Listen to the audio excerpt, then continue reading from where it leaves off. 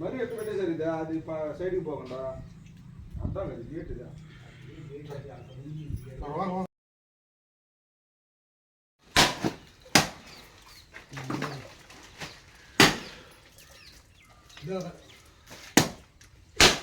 కొట్టేదో కాలిపోతుంది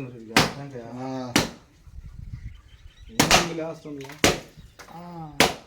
చూడు చూడు వీడియో సైజ్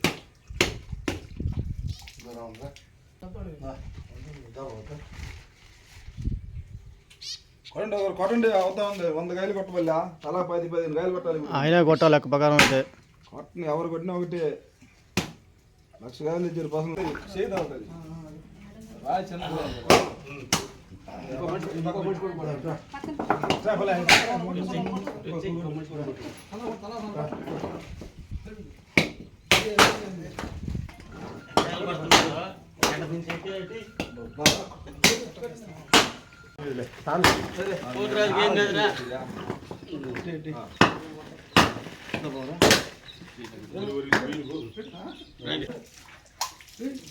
గుడ్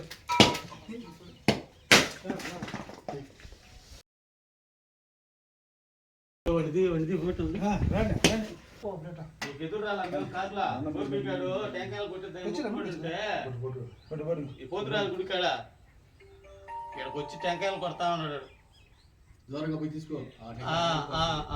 తీస్తున్నారు